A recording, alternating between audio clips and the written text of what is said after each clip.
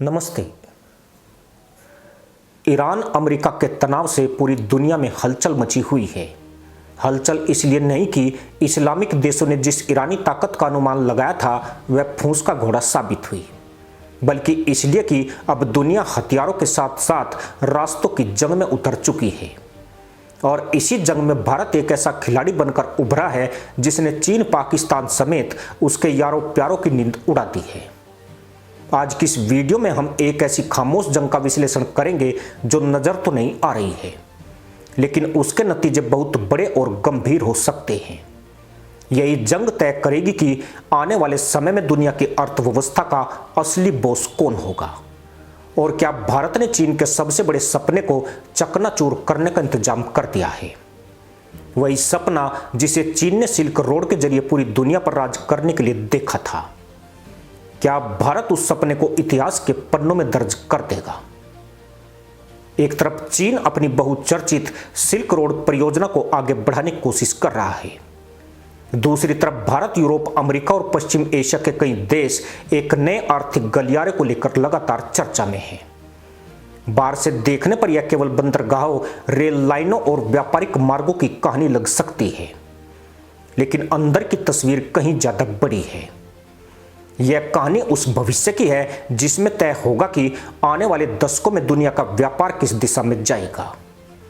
यह कहानी उस प्रतिस्पर्धा की है जिसमें अरबों डॉलर ही नहीं बल्कि वैश्विक प्रभाव, रणनीतिक पहुंच और आर्थिक नेतृत्व भी दांव पर लगा हुआ है।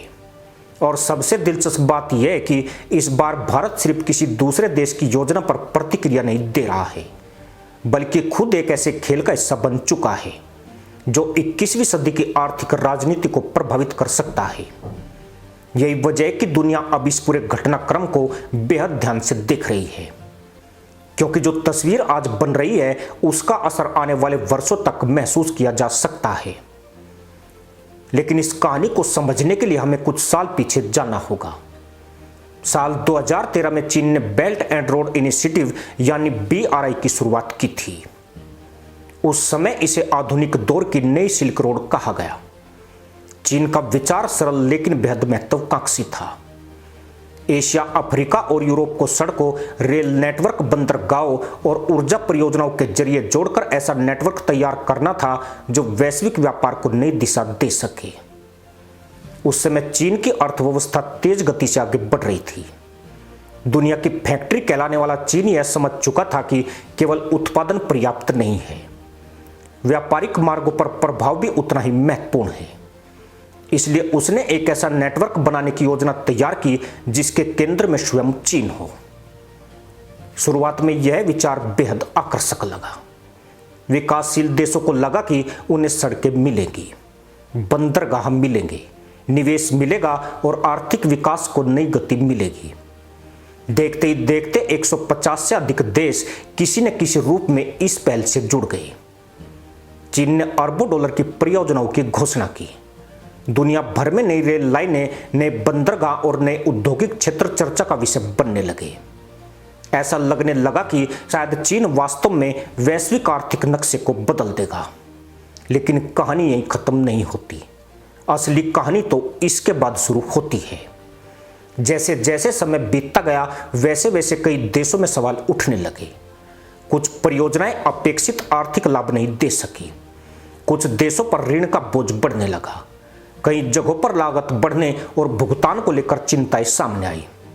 दुनिया के रणनीतिक विशेषज्ञों ने पहली बार गंभीरता से यह चर्चा शुरू की कि क्या BRI केवल विकास परियोजना है या इसके पीछे व्यापक भू राजनीतिक लक्ष्य भी है। चीन ने इन आरोपों को हमेशा खारिज किया, लेकिन एक बात साफ थी, दुनिया अब पहले जैसी नहीं रही थी। जो परियोजना कभी सर्वसम्मति से सराही जा रही थी वही अब बहस और समीक्षा का विषय बन चुकी थी। और यहीं से भारत की भूमिका महत्वपूर्ण हो जाती है। भारत ने शुरू से इस पूरे घटनाक्रम को अलग नजरिए से देखा। नई दिल्ली यह समझ रही थी कि आने वाले समय में व्यापारिक मार्ग केवल आर्थिक साधन नहीं रहेंगे, बल्कि रणनीतिक शक्ति का स्रोत भी बनेंगे।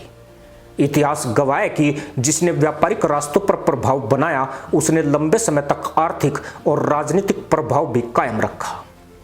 यही कारण था कि भारत केवल मूक दर्शक बनकर नहीं बैठा, भारत ने विकल्पों पर काम करना शुरू किया, लेकिन अब जो हुआ उसने पूरी बहस को नई दिशा दे दी।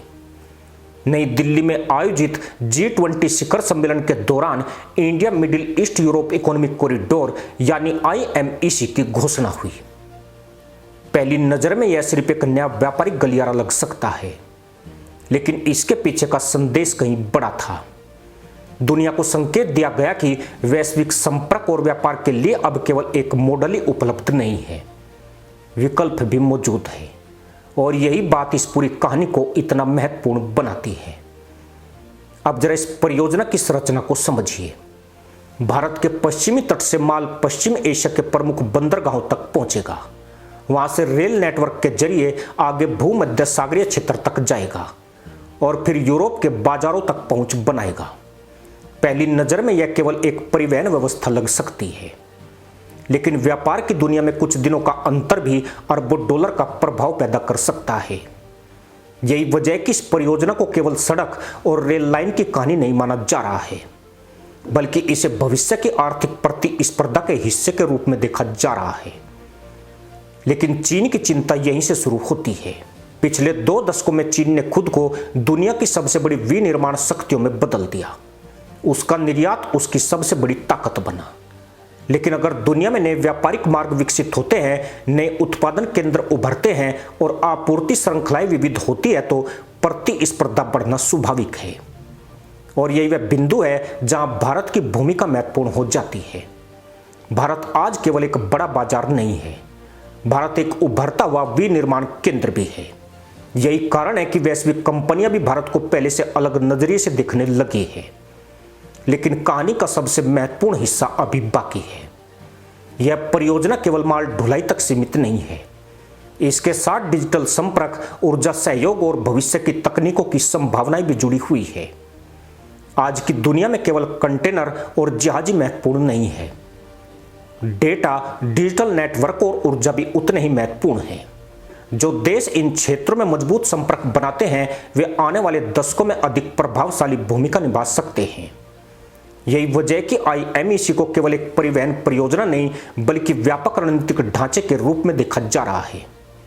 यहीं पर खेल और बड़ा हो जाता है, क्योंकि यह केवल भारत और चीन की कहानी नहीं है। इसमें अमेरिका, यूरोप, सऊदी अरब, UAE और अन्य साझेदार भी शामिल हैं। महामारी के बाद दुनिया ने महसूस किया कि किसी एक आपूर्ति श्रृंखला पर अत्यधिक निर्भरता जोखिम पैदा कर सकती है। इसके बाद अनेक देशों ने वैकल्पिक संपर्क और विविध आपूर्ति श्रृंखलाओं की दिशा में काम करना शुरू किया। IMEC को इसी व्यापक बदलाव के हिस्से के रूप में भी देखा जाता है। इसका मतलब है कि यह परियोजना केवल आर्थिक नहीं, बल्कि रणनीतिक महत्व भी रखती है। अब एक और दिलचस्प तथ्य सामने आता है। जहां पहले वैश्विक व्यापार का बड़ा हिस्सा कुछ सीमित मार्गों पर निर्भर माना जाता था, वहीं अब देश नए विकल्प तैयार करना चाहते हैं। इसका सीधा मतलब है कि आने वाले वर्षों में व्यापारिक प्रतिस्पर्धा केवल उत्पादन क्षमता पर नहीं, बल्कि संपर्क क्षमता पर भी निर्भर करेगी। कौन तेजी से माल पहुंचा सकता है, कौन अधिक भरोसेमंद नेटवर्क उपलब्ध करा सकता है, कौन बेहतर साझेदारी मॉडल पेश कर सकता है, यही वे सवाल है जिनका जवाब भविष्य की आर्थिक शक्ति तय करेगा। अब जरा भारत की स्थिति को फिर से समझिए। भारत दुनिया की सबसे तेजी से बढ़ती बड़ी अर्थव्यवस्थाओं में शामिल है। देश का निर्यात लगातार बढ़ रहा है, विनिर्माण क्षेत्र विस्तार कर रहा है, डिजिटल अर्थव्यवस्था तेजी से आगे बढ़ रही है। ऐसे समय में यदि भारत को पश्चिम एशिया और यूरोप तक अधिक प्रभावी संपर्क मिलता है, तो उसका असर केवल व्यापार तक सीमित नहीं रहेगा।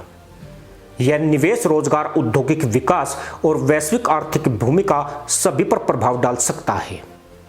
यही वजह है कि भारत इस परियोजना को केवल बुनियादी ढांचा निर्माण नहीं, बल्कि दीर्घकालिक रणनीतिक अवसर के रूप में देखता है।